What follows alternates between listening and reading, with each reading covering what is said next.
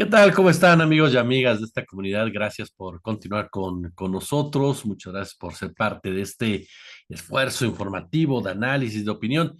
Les comentaba el tema Salvatierra. Se han dado a conocer mucha información durante las últimas horas de este asunto que desde mi perspectiva, y no sé si coincidamos, marca mucho del derrotero que empezamos a ver en el país en materia de violencia, en materia de intereses político-electorales y demás. ¿Qué ha pasado en materia informativa? A ver, se confirma que son 11, no 12 los muertos. Ya de entrada se confirma que hubo una cantidad brutal de gatillos, de balas. Se accionaron balas de distintas armas, no fue solamente de una en particular, sino hubo de varias. Se confirma, según lo que han dicho ya los sobrevivientes, cómo entraron estas personas que no lo hicieron por la puerta delantera, sino por una especie de entrada subrepticia, ¿no? Que da a un camino y que fue una masacre brutal de 30 a 40 minutos, en donde comenzaron a disparar indistintamente en contra de todos los que estaban ahí presentes, a perseguirlos incluso. Los sobrevivientes de plano o se fingieron muertos o se escondieron para poder salir adelante. Varios de ellos lo dijeron. Yo escuché cuando empezaron a cortar a cortar cartucho, cómo nos persiguieron, cómo decidieron atacarnos, y todo se debió, parece indicar, a que este grupo se sintió ofendido, entre comillas ofendido, porque se les pidió que se retiraran de la posada a la cual pues no habían sido invitados y no tenían por qué estar ahí. Entonces se les hizo pues muy fácil, en este clima de total impunidad, se les hizo muy sencillo regresar con armas de fuego y disparar en contra de estas personas porque pues quién demonios eran esas personas para negarles la entrada a esta posada a donde ellos querían entrar, aunque no tuvieran ningún tipo de invitación. Parece un razonamiento demasiado simple y es lo más monstruoso que por una simpleza de este tamaño, 11 personas hayan perdido la vida. 11 personas que conforme ha pasado el tiempo se confirma eran gente útil, estudiantes, personas que se conocían desde pequeños, personas que intentaban simplemente divertirse.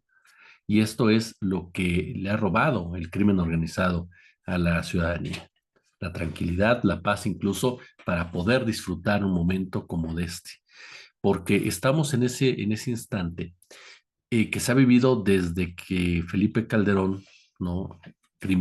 Militarizó al crimen organizado, de que estas personas que se encuentran en el nivel más bajo del ecosistema criminal, de verdad creen que son dueños de la vida de los demás. Y entonces, si les gusta una muchacha, pues la quieren tener, ¿por qué no? Si les gusta un auto, lo quieren tener, ¿por qué no?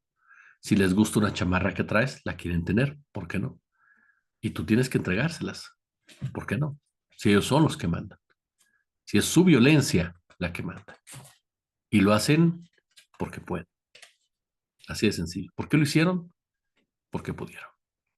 Y pudieron porque están protegidos por las autoridades, porque ellos operan para las autoridades, no encima de la autoridad. Si se confirma que eran integrantes del cártel de Santa Rosa de Lima, reitero lo que les dije en la mañana. Son personajes protegidos por Carlos Amarripa. Carlos Amarripa, que es un fiscal panista de gobiernos panistas, quien tiene mucho tiempo en el poder, que todavía le falta bastante y que se ha encargado durante todo este lapso en fortalecer al crimen organizado del Estado para disputar el mercado del huachicol para los intereses políticos empresariales que están detrás precisamente de esta organización criminal. Porque como se los comentábamos hace unos días, la clase política pues se dio cuenta del gran negocio que era el tráfico de drogas, que era la trata de personas, que era el despojo de recursos naturales, y a raíz del 2000 decidieron cada quien pelear su parcela. Así de sencillo. Al acabarse el presidencialismo como tal, ese presidencialismo vertical, ¿no? De Carlos Salinas o del propio incluso Ernesto Zedillo, y llegar a un pelmazo como Vicente Fox, pues se les hizo muy sencillo, ¿no? Cada quien disputarse una zona, gracias a que ya habían probado, por supuesto, el sabor del dinero, del poder, de los negocios ilícitos, y ya no tenían por qué plegarse a las decisiones del poder del centro, ya tenían la capacidad de ser independientes y así empezaron a surgir estos grupos del narcotráfico de manera independiente, que tomaban un arma, se ponían bajo las órdenes del clan político de la entidad y comenzaban a pelearse con el clan dominante. Como no tienen la infraestructura para llevar a cabo el gran tráfico de drogas al otro lado de la frontera, pues es más fácil que se dediquen a la extorsión, que se dediquen al secuestro, que se dediquen al robo. Y es precisamente este sector del crimen organizado el que tiene contacto directo con la ciudadanía. Por eso el narcomenudeo o la extorsión son los delitos más brutales que nos afectan y padecemos como ciudadanos, porque son cometidos por la clase más baja de la pirámide, por personas verdaderamente bestiales que se disputan cuadra por cuadra, que no les importa agarrarse a balazos en medio de un kinder, que no les importa llegar y ejecutar a una persona mientras está jugando fútbol, que no les importa llegar y acribillar una tienda, que no les importa llegar y realizar una masacre como la de Salvatierra. ¿Por qué? Porque así es su mentalidad, porque su mentalidad está diseñada precisamente para la violencia. Son productos, sí, como se los he dicho en otras ocasiones. No intento justificar, pero sí entender. Y son productos, sí, de las violencias de Estado que durante tantos y tantos años han acompañado precisamente a la formación de sicarios, a la formación de integrantes del crimen organizado, esa formación que es patrocinada por los poderes fácticos, particularmente por el poder económico, al que le conviene que la gente de estrato social bajo se meta al crimen y se maten entre ellos, porque trabajan precisamente para ellos y por lo tanto van eliminando números. Guanajuato es la entidad en donde más jóvenes han sido asesinados.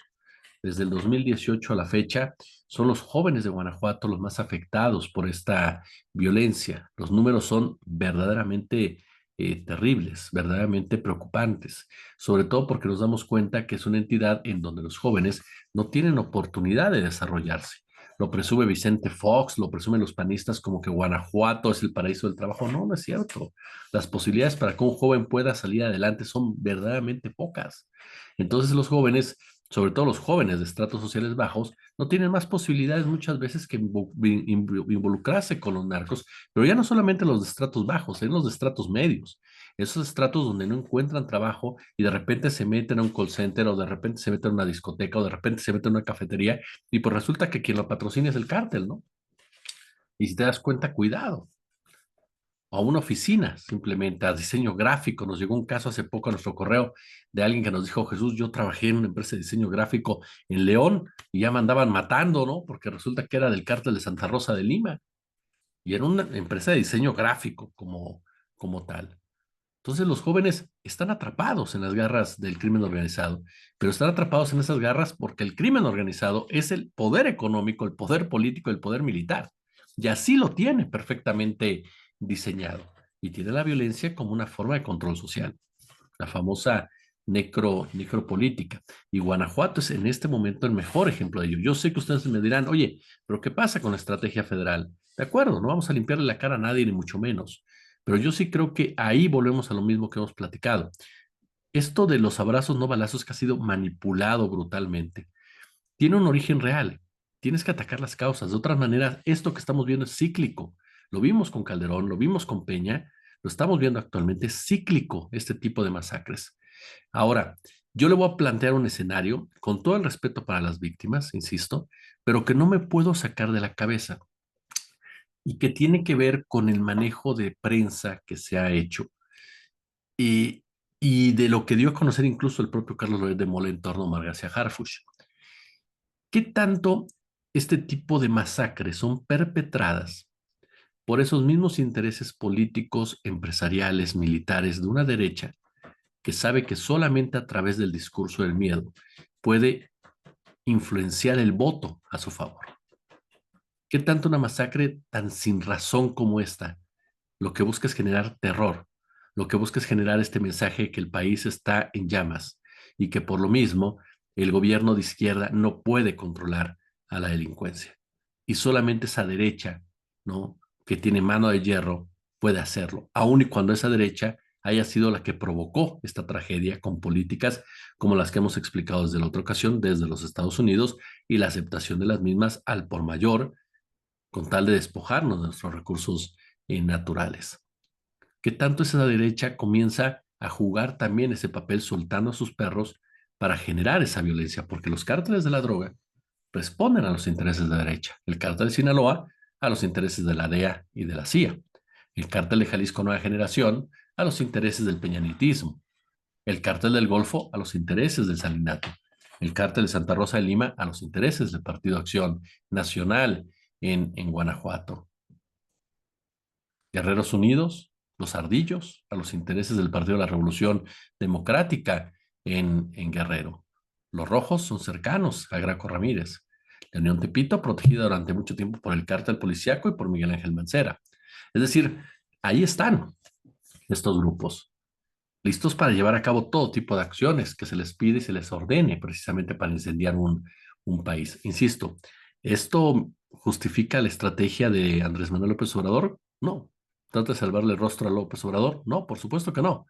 Yo coincido en que se tienen que atender las causas, pero también coincido que no se ha actuado de manera correcta para tratar de enfrentar esta violencia de a pie que afecta a los mexicanos y mexicanas a pie. Creo que ahí se ha quedado mucho a deber. La familia michoacana respondiendo a los intereses del Estado de México, ¿no? Por ejemplo, también es otro caso.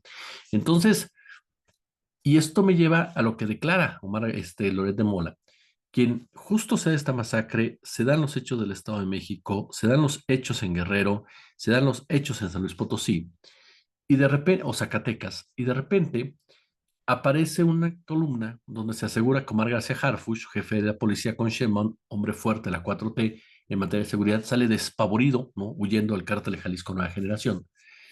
Y esto me llama la atención porque Loret de Mola sabe perfectamente que el cártel de Jalisco Nueva Generación nunca intentaría en contra de García Harfuch si no recibiera el respaldo de la clase política que le manda. Y si esta clase política se atreviera a ello, sabe que irían detrás de este grupo a través del propio ejército. ¿Se imagina usted? Piénselo. Los narcos que se han puesto al tiro, perdón que lo diga de manera tan coloquial, están muertos o detenidos. No hay uno solo que se haya atrevido a alzar la voz y no la haya ido como en feria. ¿Por qué? Porque no pueden retar el poder del Estado porque ellos son parte del Estado. Entonces, por lo mismo, no hay forma de que realmente puedan enfrentar una situación de esta naturaleza y que con todo el poderío que dice Loret, se atrevan a amenazar a quien puede ser el próximo secretario de Seguridad Pública Federal o el próximo fiscal general de la República, por citarle un caso, que obviamente está protegido. Y obviamente el ejército mexicano, la Guardia Nacional, pues no iban a permitir que le pasara absolutamente nada. Tendrían la capacidad de inteligencia para decir, oye, están entrando los del Mencho por Tlalpan, pues van sobre de ellos antes de que puedan cruzar insurgentes. Entonces, es desproporcionado lo que hace Loret, pero tiene una finalidad muy perversa, generar terror, generar miedo, generar el mensaje de que no hay control en el país y de que incluso personajes como García Harfuch, que tiene esta fama de Batman, salen huyendo ante el poder del cártel de Jalisco Nueva Generación.